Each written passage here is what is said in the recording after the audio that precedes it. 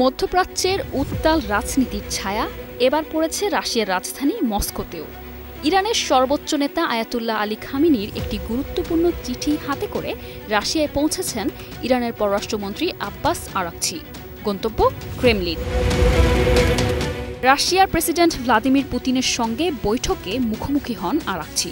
আলোচনার শুরুতেই পুতিন জানিয়ে দেন ইরানের বিরুদ্ধে কোনো আগ্রাসন ভিত্তিহীন। তিনি বলেন, ইরানি জনগণকে সাহায্য করতে রাশিয়া প্রস্তুত। চিঠিটি পুতিনের উদ্দেশ্যে ব্যক্তিগতভাবে পাঠিয়েছেন খামেনি। রুশ পররাষ্ট্রমন্ত্রী সের্গেই ল্যাভরভের হাতেও তা পৌঁছে দেয়া হয়েছে। তবে চিঠিতে কী ধরনের সাহায্যের কথা বলা হয়েছে তা জানায়নি কোনো পক্ষ।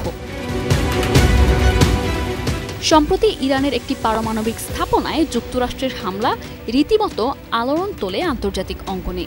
রাশিয়া সরাসরি একে বলেছে আন্তর্জাতিক আইনের সুস্পষ্ট লঙ্ঘন। রুশ পররাষ্ট্র মন্ত্রণালয় জানায়, একটি সার্বভৌম রাষ্ট্রে এ ধরনের ক্ষেপণাস্ত্র ও বোমা হামলা দায়িত্বজ্ঞানহীন সিদ্ধান্ত।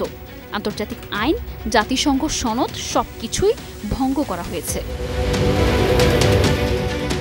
চলতি বছরের শুরুতে ইরান ও রাশিয়া একটি বিস্তৃত অংশীদারিত্ব চুক্তিতে স্বাক্ষর করে। এতে সামরিক সহায়তার বাধ্যবাধকতা না থাকলেও কৌশলগত সমন্বয়ের আশ্বাস রয়েছে। জটিল কূটনৈতিক দাবা খেলায় নতুন করে ঘুঁটি সাজাচ্ছে ইরান ও রাশিয়া। সামনে কি অপেক্ষা করছে তা সময়ই বলে দেবে। তবে এই চিঠি, এই বৈঠক একটি স্পষ্ট বার্তা দিচ্ছে বিশ্বের সব খেলোয়াড়কে।